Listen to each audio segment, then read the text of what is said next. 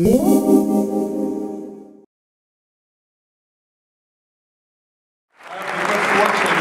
in a study group with Bob, so not only do I learn a lot of this stuff, but I get to dance with Tammy in the evenings, so I get the best of both.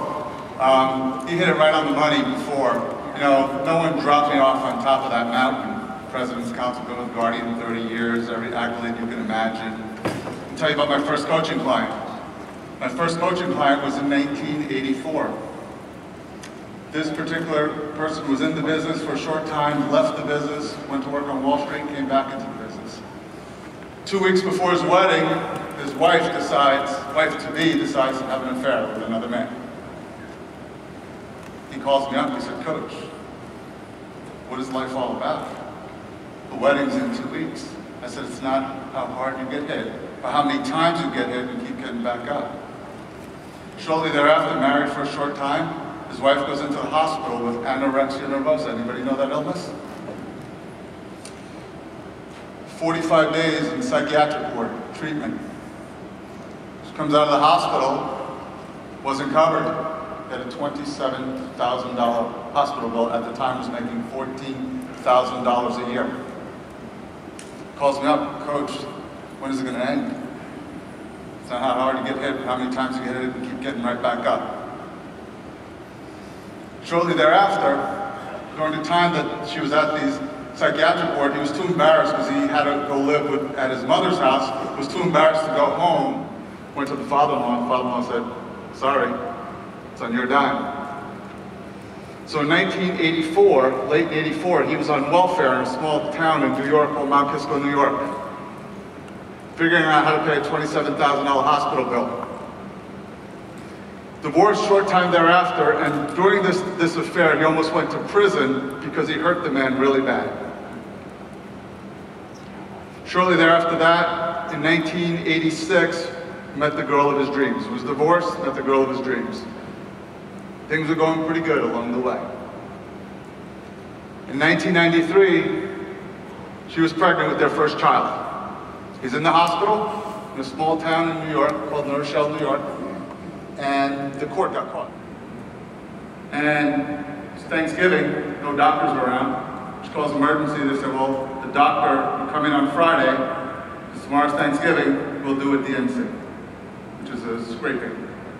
You were losing the baby. Calls me up, Thanksgiving, "Coach, I can't take this anymore. Is this what life is all about? Life's not worth living. It's not how hard you get hit, but how many times you get hit and keep getting right back up." So they're getting ready to go to the doctor's office that Friday, and the wife says, "Do you believe in miracles?" And he says to her, "I don't believe in anything. Frankly, I don't even believe in God." So she's on the table and they're doing the ultrasound to test what they have to do to get a picture. And the doctor is in the room, calls a nurse in, and he says, turns to the husband and the wife, he says, "Do you believe in miracles?" The husband says, "No, I don't believe in anything." So, "Well, you're having 2 children, one you miscarried, the other one you have a perfect, healthy child." Shortly thereafter that, he had a younger brother at the age of 34. Was in the business with a company out in Florida, in the insurance business. At the age of 34, he dies tragically with 3 children. All of a sudden, calls me up, "Coach, when does it end? I need to take care of these kids. How do I do this?" Can anybody guess who this person was? You. That was me. That was my life. Okay? So no one dropped me off on top of that mountain. I had to start somewhere. And Bob hit it right on the money before. Some of the challenges that we have one of the greatest systems in the world. Would everybody agree with that? Greatest system in the world. How come I didn't see 600 people in Hawaii? Why?